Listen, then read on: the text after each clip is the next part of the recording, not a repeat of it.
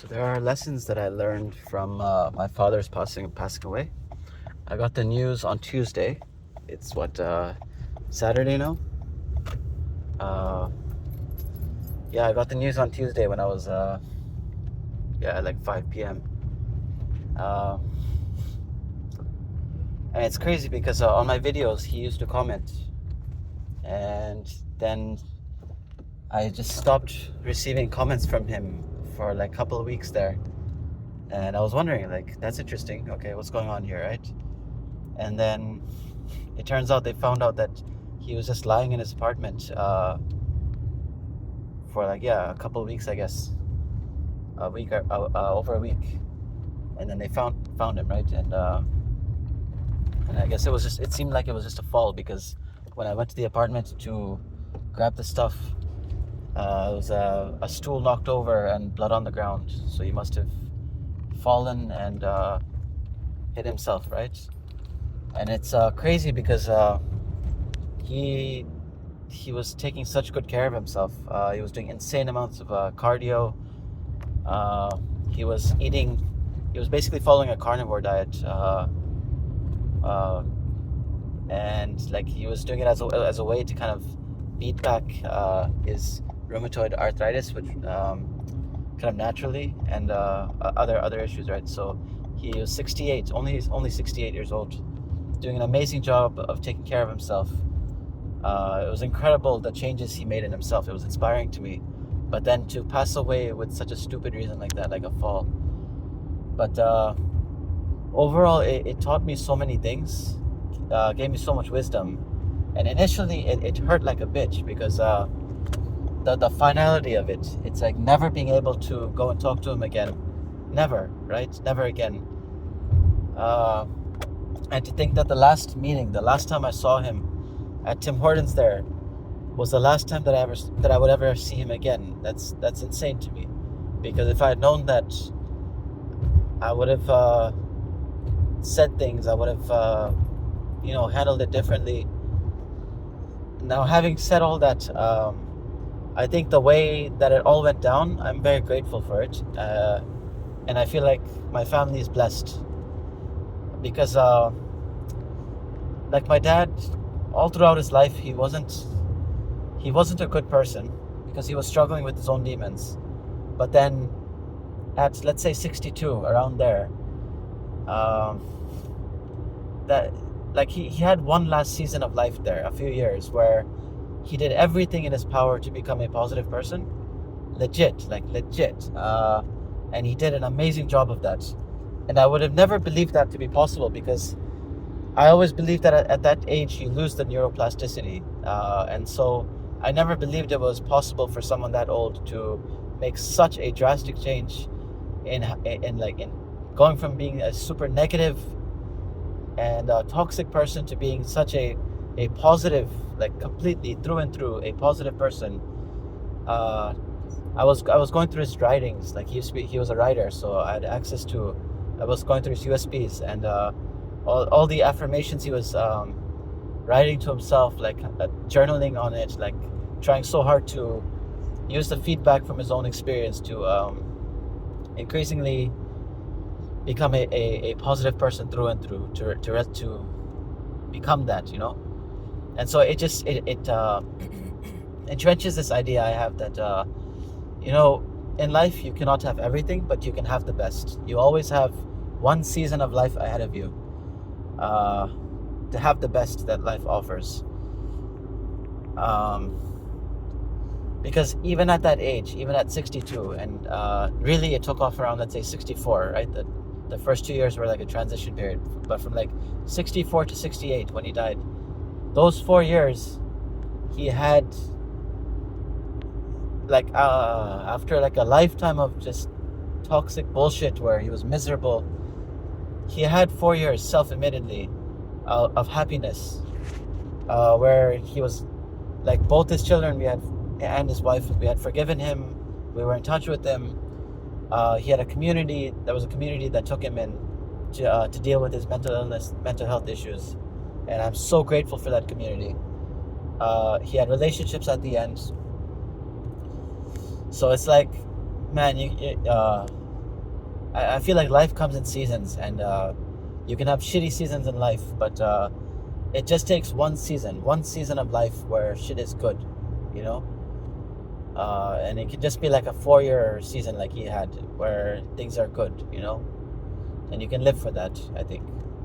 But yeah, what were the other lessons I got from that? What was the other wisdom I got from all this?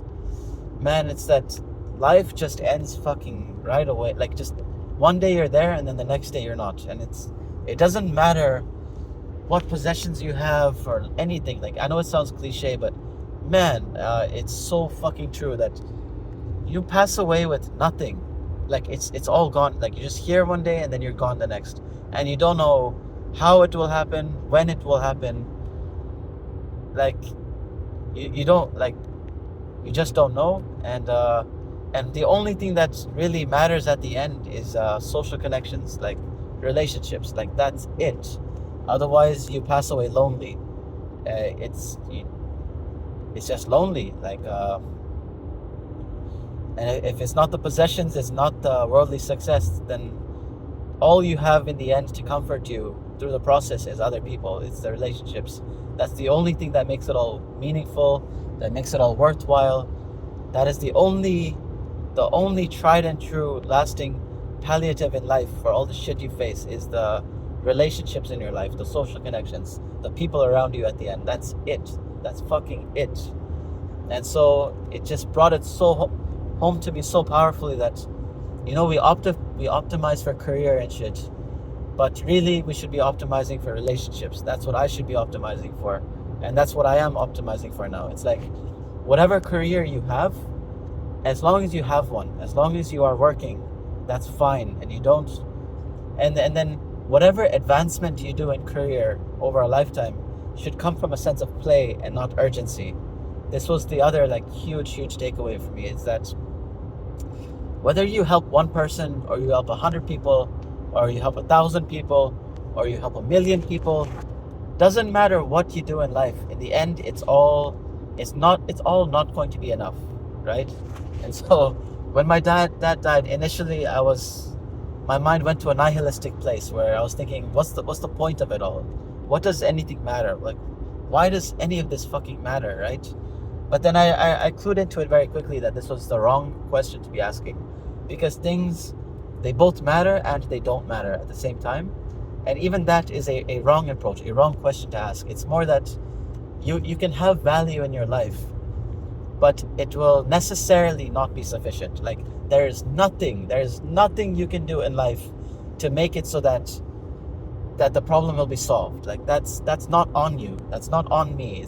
There's nothing that I can do in this life that will be enough to redress all the evils that I see around me. And so that takes a load off me, because then there is no sense of urgency. There is nothing that I can do that will be enough anyways. So then everything I do, the only right perspective is to approach it all from a sense of play. No matter how urgent, no matter how important, no matter how meaningful the task, at the end of the day, the only reason I do it is because it's fun for me, because it's a sense of play for me. It doesn't matter how serious the task is. It doesn't matter how urgent the task is, because at the end of the day, nothing is urgent. Nothing is all that serious, because nothing is gonna have the impact that I think it will have. It will all end with me.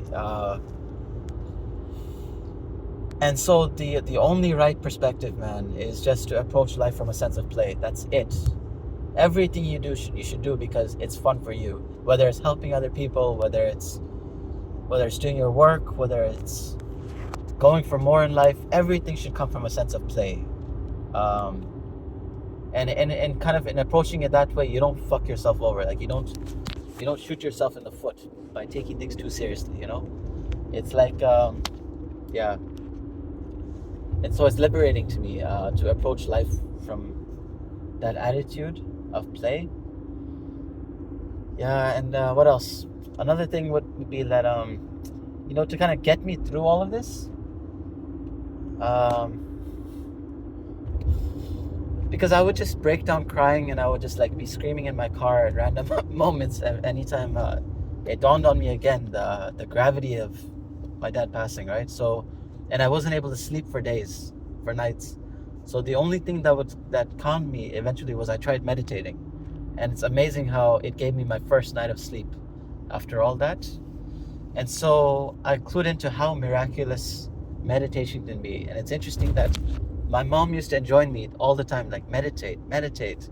It was the sole thing she attributed all her like mental peace and resilience to. Like all the shit she had been through in life, she was able to take it all and be strong because of meditation. And I never did it. I never listened to her until this moment when I did, and it was miraculous the effect it had on me.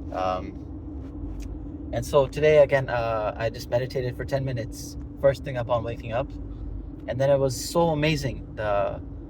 It was so amazing the impact it had on me that I set the timer for another 30 minutes, and I meditated for 40 minutes total. And I'm gonna try. I think I see enough value in it that I want to do it every day in the morning, first thing. And I'll make another video kind of documenting the effects of meditation on me. Why I think it's like the best thing ever. Like today, even just the drive to work after all that was the happiest maybe I've ever felt for no reason. For no reason. Like my dad just died. But I felt happy for no reason. The happiest I've ever felt for no reason after meditating. Like the way it puts me back in control of myself, the way the thoughts just sort themselves out, the way everything just becomes clear, aligned, the way it trains focus so that I no longer fear working on things because I know the focus is there. Like just the impacts, man, are insane. Like after that, I just the productivity went through the roof. Like I won't even describe all of it in this video, but yeah. And I guess maybe one more thing, the lesson there was like, it's interesting that before all this went down, I made a video about Joko Willink saying about how if anything bad happens, good. Like I was saying that to myself, and it was helping me so much at work and stuff. So I made a video on this maybe like a few days ago, okay? And it's ironic. It's very interesting. It's like cosmic irony that as soon as I made that video, maybe even just like the next day or something, maybe 2 days after, I got news of my dad's passing. And it was almost like life was saying, you know what, dude, prove it. Like you're espousing this idea, you're practicing this. Okay, well, you know what, let me give you the worst shit and see how you hold up if you can really stick to this. And so saying that it's good actually helped me cope with everything that was going on, because it was such a challenge to say that my dad died good, right? Because I've been just practicing doing that, like whatever bad thing happens, good, right? Because in doing so, it just primes me to find all the good things, the resources that are there even in the worst situation. It just primes my mind that way, you know? Rather than trying to fight what happened, I can immediately jump my mind to the good that's in the situation.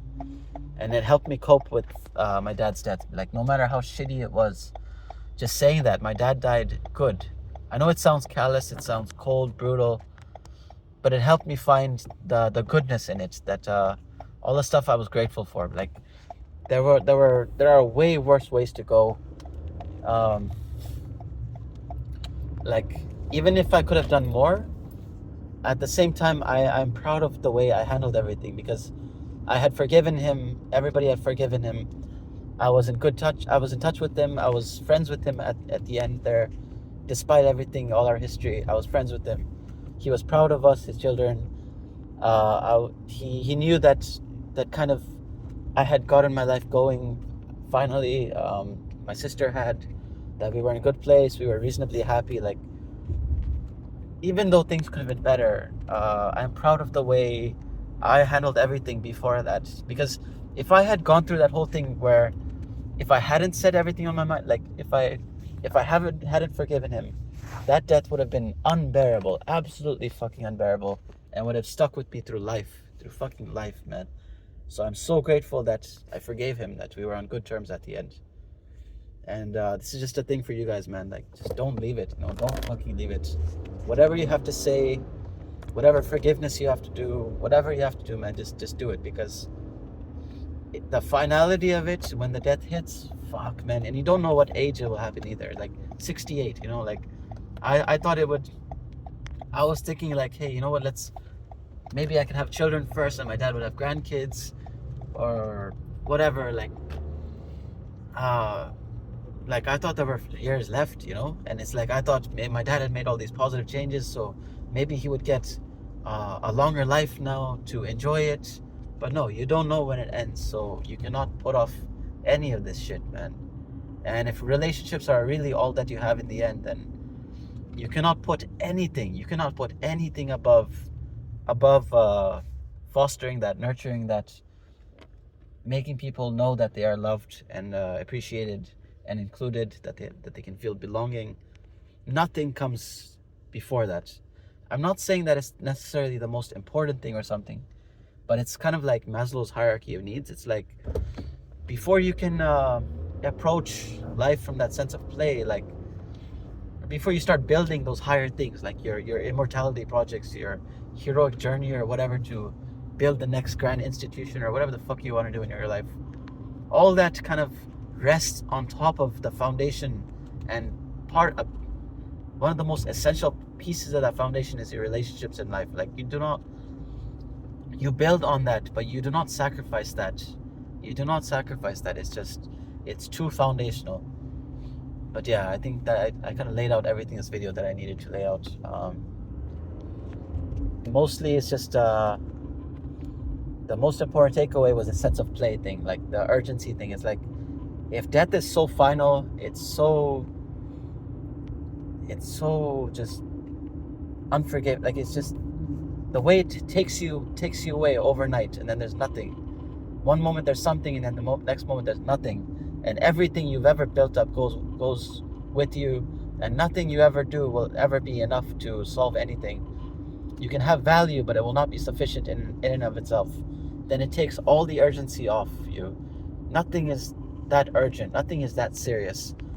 Whatever you do in life, ultimately do it because it makes you happy, and you will naturally do the right things if it comes from that place, I feel like. Because naturally we want to create, naturally we want to build, naturally we want to help other people and fit in and be pro-social, but it all should come from a sense of play and not seriousness, because in seriousness we end up shooting ourselves in the foot and doing more damage, and kind of just adulterating our own legacy, really. Just do it all from a sense of play. That's it.